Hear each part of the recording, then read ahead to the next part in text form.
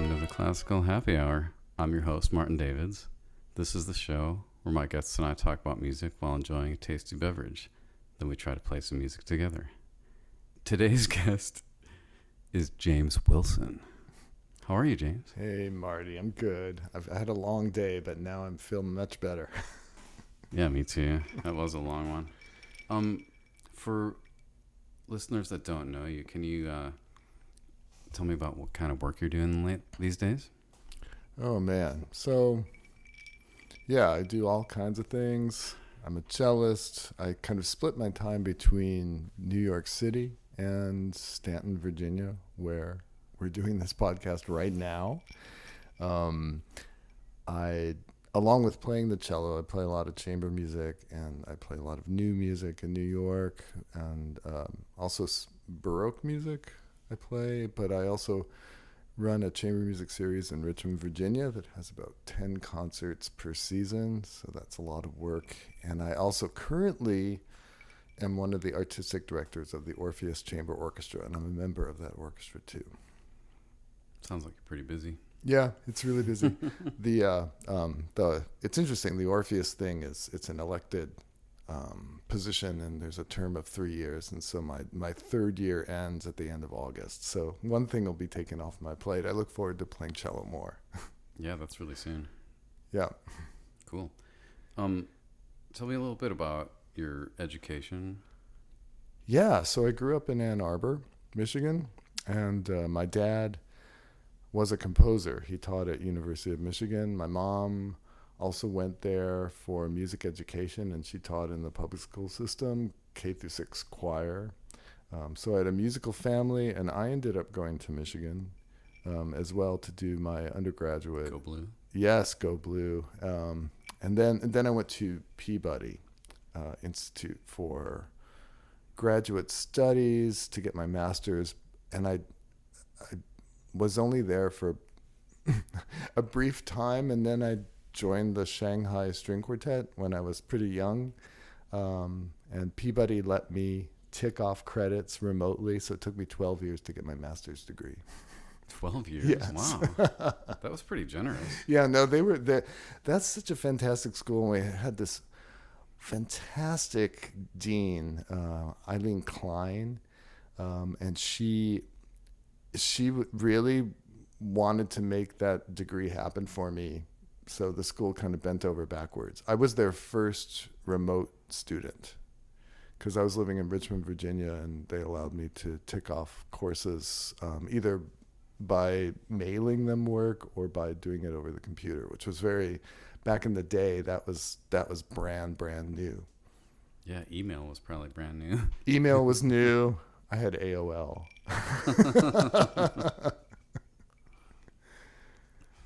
So, when did you start playing the cello? Well, I didn't start till I was 11. And So you had a childhood. yeah, yeah, no, I had, actually my parents were great. My mom made my brother and I take piano. But our next door neighbor was our piano teacher, which is fantastic. And I think I took piano for, I don't know how many years. It wasn't that many, maybe 4.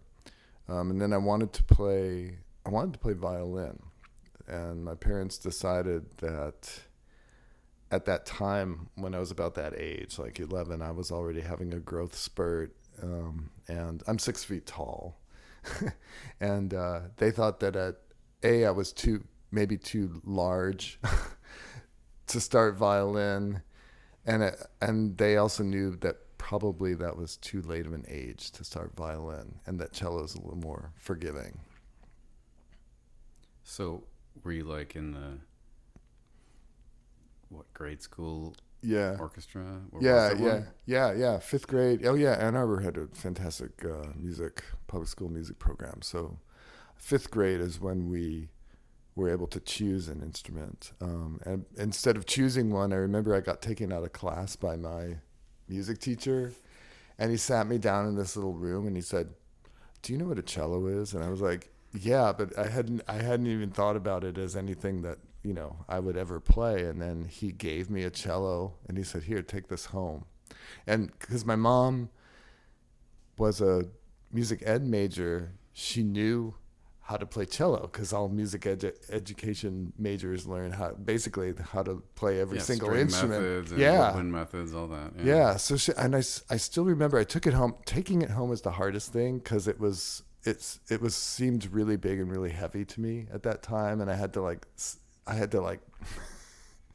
put it down and sit on the sidewalk like several times, because I walked to school when I was a kid. I walked about 4 blocks to school, but I got the cello home. My mom took it out of the case. She tightened the bow and she tuned it up, and she said, "Here's how you hold it.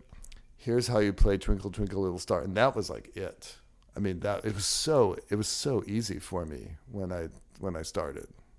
Nice. Yeah. It was really great. And my origin story about cello always involves the fact that I was really shy when I was a kid, and I got picked on a lot. The cello, I remember playing in an assembly, like a school assembly, when I was in 5th grade. And I played, I don't remember what I played, some, basic kids thing. But afterwards, like, all these students came up to me and they were like, "Wow, that was really great." And I was like, so when you go from being picked on to having people compliment you on your talent, I think that spoke a lot to me. So that's why I continued with cello. And that's why I still love it. I feel like it's a lot of musicians, I think, feel that they're playing their instrument is like their private language. And for me, playing music, really, I feel like I've created my own language, and I love to speak it. Wow. So you love the attention as well? Yeah, I think all musicians love the attention. I've never met one that would deny it. Yeah. No. So how'd you end up in Staunton?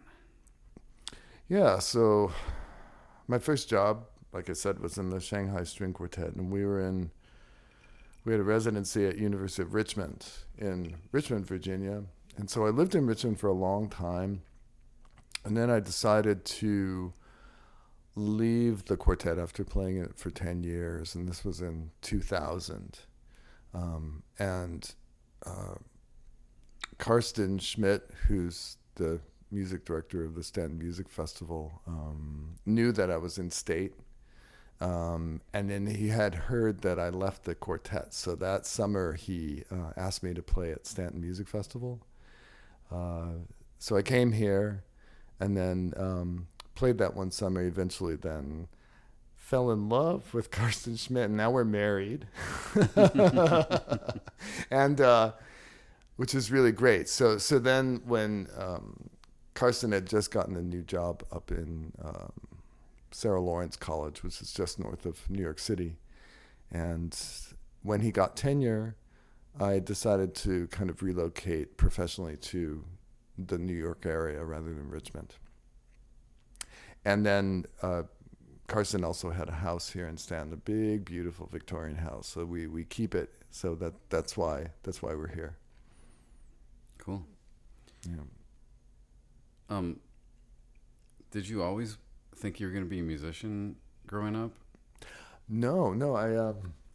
I had a lot of interests in high school. I actually thought I had 3 potential tracks for kind of college. One was English Lit, because I loved reading. And actually I got a minor at University of Michigan in Victorian English Literature, and that was fantastic. Had some really fantastic. Now, after I got out of school, I realized they were also very famous teachers of like Dickens and the Brontes and things like that, and that was wonderful. So that was one track I was considering. The other was some sort of design, costume design, actually, because I was my high school's costumer for 3 years. I used to know how to sew. I sewed my prom tuxedo. And then eventually, I don't know, like music felt like the safest major to go into professionally, which is insane. It is Thinking kind of back, funny. yeah, it's really weird, and my parents were all for it, you know. So yes, and um, I lost the kind of artsy design skills that I had when I was younger. So So you don't sew anymore? I don't sew. No. I'm looking forward to retirement because I feel like I have so many things that I want to get back to after devoting my life to to playing music. You don't ever like just fix the cuff on your Oh, I can sew pants hems. or Oh yeah, okay. yeah. But my sewing machine broke a couple of years ago, so now I have to do it by hand, which is a pain. So I don't do it anymore. Totally, yeah. Wow, cool. What instruments do you play? Do you still play the piano at all? Or? Yeah, I can play a little piano. It's my guilty pleasure. If Carson's out of town, I will play some piano so he can't hear me. I love to play like Granados. That's like my favorite. You know, I love Grieg and I love all those character pieces. You know, short character pieces I play. But when I was in my, oh gosh, how old was I? Maybe 30. I cut myself very badly in my right hand and had to have stitches, and my hand was in a bandage for like months, and then it took a while for me to be able to open it again, and I think then the piano kind of went away after that. Which hand was it? It was my right hand, so I could actually play cello because I could hold my bow with my hand bandaged. Yeah, you don't want to open your hand when you're holding a bow. No. Good point. Drop the bow. But I couldn't play octaves for a long time. And you know, if you play piano and you can't reach an octave, then what's the point? Yeah. Well, it's funny that you're slightly embarrassed to play around your husband. Yeah, I don't want him to hear me. Although sometimes I'll be playing something, and if he hears me, he'll be like, "Yeah, you sound good. You should take lessons." Yet another retirement project. Piano lessons. Yeah. Okay. So, do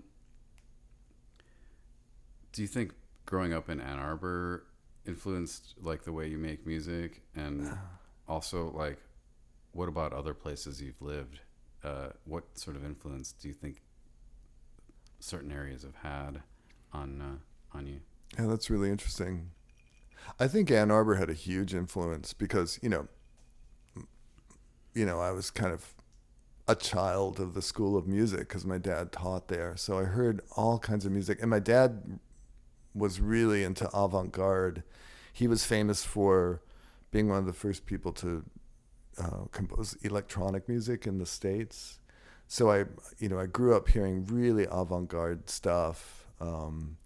And that actually was, that I know now made it possible for me to play contemporary music fairly easily because I think that I just approach it as kind of a normal thing that I would just do. And it doesn't seem very challenging to me, unless the piece is really challenging. Then I have to practice.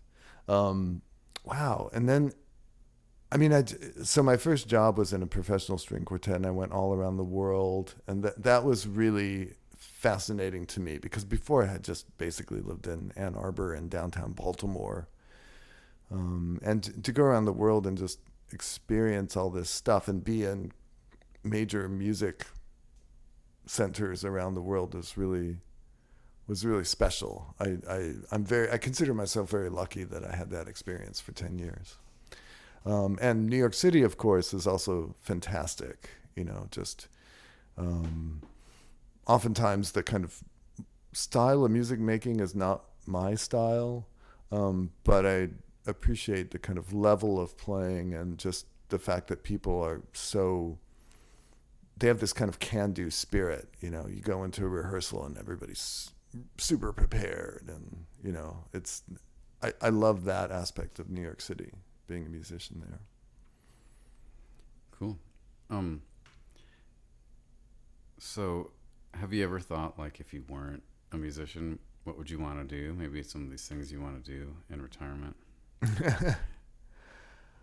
Actually, yeah, I mean, I don't know whether you've heard this lately, but I thought about a lot. I thought a lot about that during the pandemic.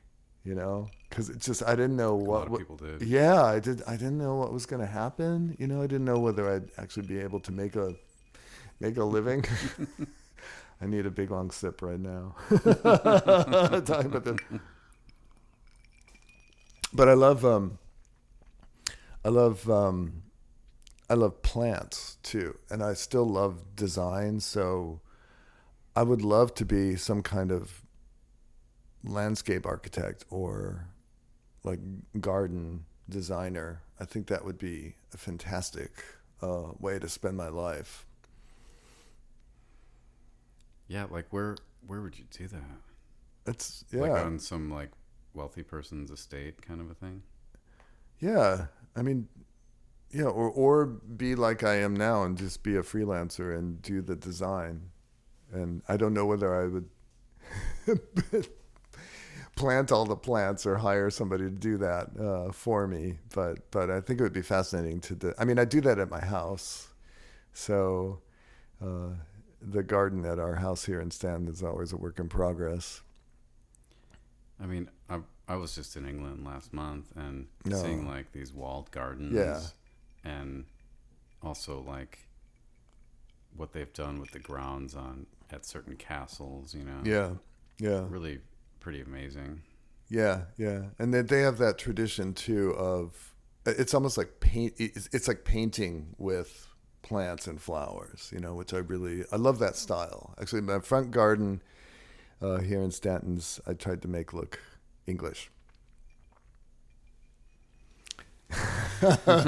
On to the next subject.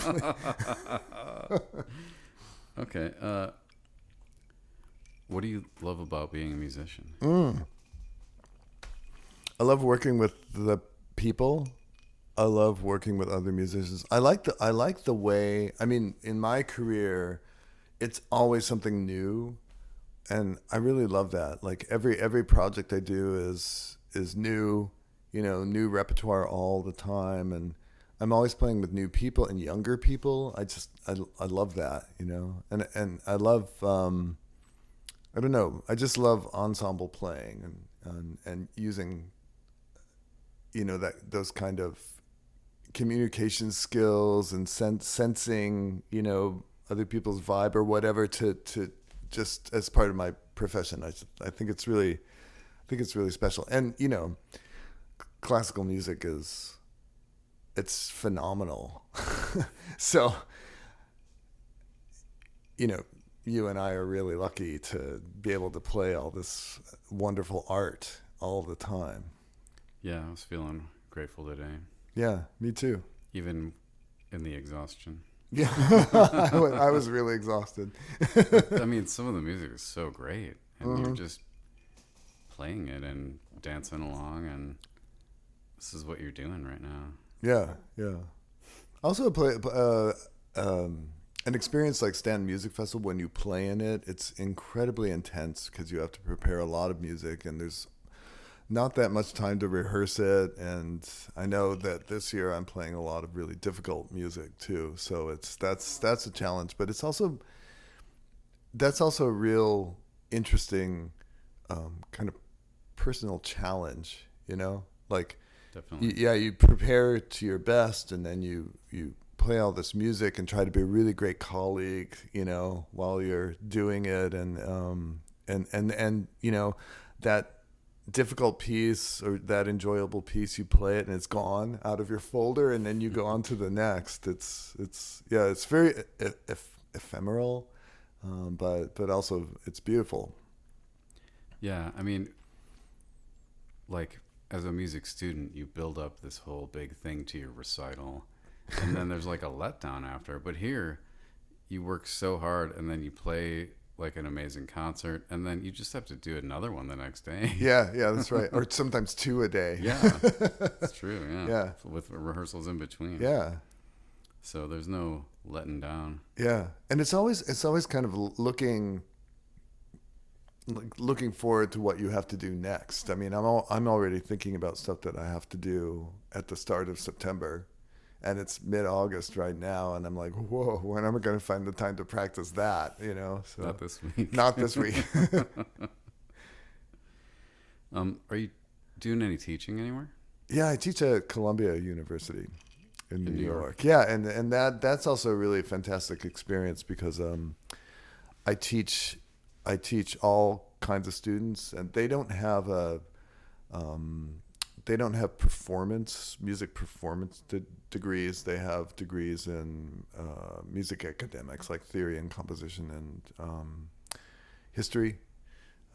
So, you know, my students are going to be architects and doctors and scientists and, you know, you name it. And I really love working with those.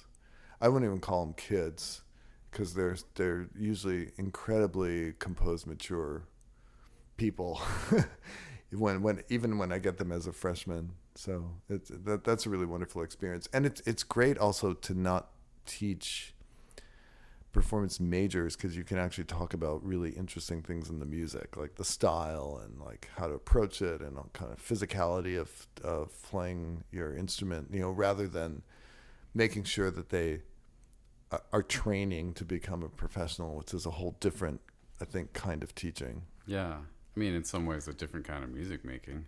Yes, exactly. Different kind of music making. It's like teaching people to take pleasure in playing music on their instrument, which is that's nice. It's nice to talk about the things you love about a piece. Or, yeah. You know, yeah. That's not like how you're going to win the audition with that piece. Yeah, exactly right. It's like you need to do this fingering, you know, or whatever. Yeah. High percentage, you know? Yeah, yeah. Yeah. I see that also, you know, it's so funny when I play, especially in New York, no shade on New York City, but I often feel like when I play music with my colleagues that teach a lot, you know, at major schools, it's a different experience than playing with people who don't do that as a major part of their career. I feel a little more flexibility with people who don't teach full time. Yeah. That's a very interesting thing to me. So. Well, it would be hard to teach a different interpretation of the same piece to every student. Yeah. Right? Yeah. So they're teaching them one way to play this thing. Yeah. And it's a decent way probably, but it's not the only way. Yeah. Yeah. But it's probably hard for them to break away from it. Yeah. Yeah. Yeah, that's right. Yeah. Everybody has their style. So. That's one of the great things about new music and also like undiscovered music that's old that no one's ever recorded is that there is no recording. So yeah. It's up to you to figure it out. Yeah. Yeah, that's right. Yeah. And playing new music, I always get a kick out of it because it's also kind of clues you in onto like, you know, if you were back in Mozart's day, because sometimes you interact with a composer and they're just so happy to hear the piece, you know, right. they aren't specific about it. They're like, no, this sounds like, you know, or they tinker with it a little bit and you think like, you know, what if I went back to and met Mozart and premiered a piece of his, he'd probably be like, yeah, it's fine, and throw it out and go on to the next one. Yeah. I mean, who knows what their workload was like. And now we're all so uptight about it, you know. That's the other thing. It's like, don't be uptight with this music, because I'm sure that they weren't back then. So. Yeah, I mean, he was like finishing operas right before they premiered. Yeah. Last minute. So, do you have any advice for young people that want to become musicians? Oh, wow. You know, it's not necessarily a piece of advice, but I do have to say that music is, not to sound too new agey, but music creates a lot of pathways for you. Just the training, the communication skills, the confidence that you need to get up and play a piece in front of an audience, especially if you do it on a regular basis. And just always working with people and learning history and interpretation. I mean, it gives you so many pathways. And I've had a lot of,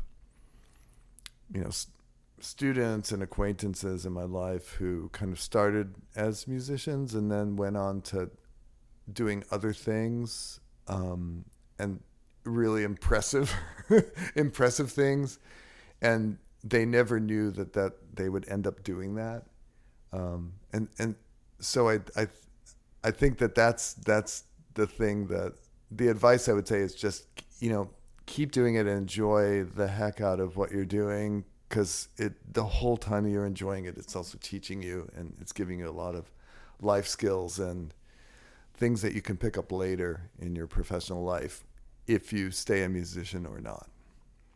Yeah. You think about in school when they're like, let's do a group project. And everyone's like, Yeah. We have to do that all the time. Yeah, that's right. Yeah. In fact, it's pretty lame to play by yourself. Mm-hmm. It's boring. Yeah, there's some good music, but then you just want to hear other people. Yeah, the pandemic was boring. Yeah. And my husband's a pianist. So at least I had him around. Yeah, so do you have anything interesting coming up you're excited about? Oh, man. I have a couple things. Later on this week at Staunton Music Festival, I have to play the Enescu Octet, which is like a famously difficult, thorny, wild piece of music. Then in early September, I have to play the Schoenberg Transfigured Night, which is also a thorny, difficult piece of string music. So I look forward to those two things, because I feel like this is kind of like a challenge period for me, as far as those pieces go.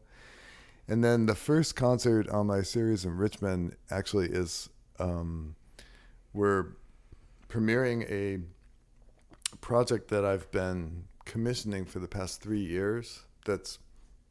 It's kind of inspired by Mussorgsky's pictures at an exhibition, but it's called Our Pictures, and I commissioned 6 composers who either live in Richmond or grew up there to write pieces about Richmond, and they could write about anything they want to, and some of them wrote pieces based on kind of the natural beauty or the river that runs through Richmond.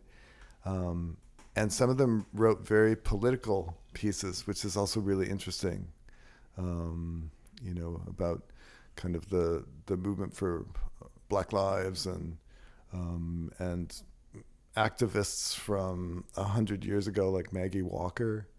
And so that has been a kind of pet project of mine for 3 years, and I will be very happy to kind of see it performed and out in the world.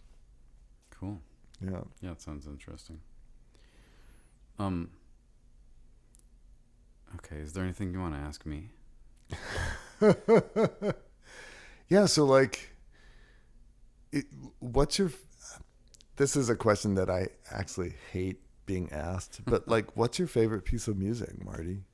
Oh, God. I feel like it's whatever I just discovered is my favorite thing. Right. I feel like I'm always discovering the sound my instrument wants to make, and like always thinking that I had no idea what I was doing, before. Yeah. Like yeah. it's always on a new revelation unfolding. So I like a lot of variety. Yeah. I mean, I do love Baroque music. Yeah. And Italian guys in particular. But also French. Mm-hmm. Mm-hmm. Yeah. I mean, do you have a favorite? I'm a romantic at heart. So I know that Carson and we have to play the Grieg Sonata in the fall, and I can't wait. I love that language, that like the complexity of complexity of emotions, and also the kind of the singing quality that you have to achieve, which is very inherent to the cello. So I that's kind of where my heart lies. I'm a big Tchaikovsky fan. Hey, nothing wrong with that. Yeah. I mean, this morning I played a piece I'd never played before, and I mean this afternoon, I guess, at the Telemann Concerto for trumpet and violin, and that was awesome. Cool. It was really eye-opening and super fun. Yeah, yeah. Do you feel like you have like enough built-in knowledge and language about the music of Telemann that you can kind of just nail a piece that you don't know? Yeah, totally. Well, that's you. You're very confident. I feel like I figured out what he was saying, yeah. Mm. And like, he had all these people that would get together and play his music, and he had this great violinist, and they think that he wrote for Pisendel this piece, so it's got this crazy like arpeggios for like, it seems like 5 minutes, Yes, your arm thinks it's 5 minutes. It's pretty long. Right. Cool. So I mean, yeah, you're just supposed to go for it, and it sounds like it's right up your alley. Yeah. No, but I love a new thing, and I wish I had a better answer for that question, because when someone asks me to play something, I'm not even really sure what I want to play for somebody, Mm-hmm. Mm-hmm. Like just on a violin. What's your solo cello? If you're just at some place and someone's like, "Oh, play me something." Oh, yeah. Well, I always played the prelude to the Bach first unaccompanied suite, but that's just because I have a really bad memory. So like Can't remember anything. Yeah, I can't remember anything else. And that's terrible. Yeah. But that's kind of iconic cello. Yeah. And it sounds good on the cello, and everyone loves it. That's the other thing. Like you play that piece and everyone's like, "Oh, I love that piece. What is it?" So, yeah. Yeah, I kind of like simple things where you just play a melody. Yeah. I'd like to just play melodies all the time. Yeah. It was, I have to say, this is the third time I'm mentioning the pandemic or whatever during this podcast. But one of the good things about it was that you had to, I did a lot of streamed concerts, just me in my living room, with nothing else. And I had to scour, my library for a lot of pieces that I could just play solo. And I did my own kind of arranging of a few pieces like Casals' Song of the Birds and stuff. And I played them over and over again. And then I really loved it, actually.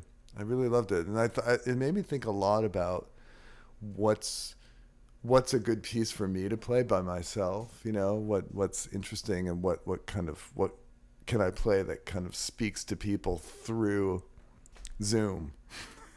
And that's also difficult. Took me years to figure that out, and now everything's back live. So yeah, I mean, I did the solo album Broken Alone. Yeah. And I had to figure out what it was that I wanted to say with the violin, not like just whatever pieces everybody plays, or what are pieces that I like, and how can I group them together in a way that I would want to sit through. I love that title, Broken Alone. It should be like, music that you're playing by yourself in some alley someplace at night. I could totally see that, There'd be a lot of music that you could fit into that category. Anyway, speaking of Broken Alone, just got some money for people streaming that today to put in my bank, so keep it going, and feel free to buy that or any of my arrangements at bachfor2.com. And we're going to take a little break here and then come back and play some music.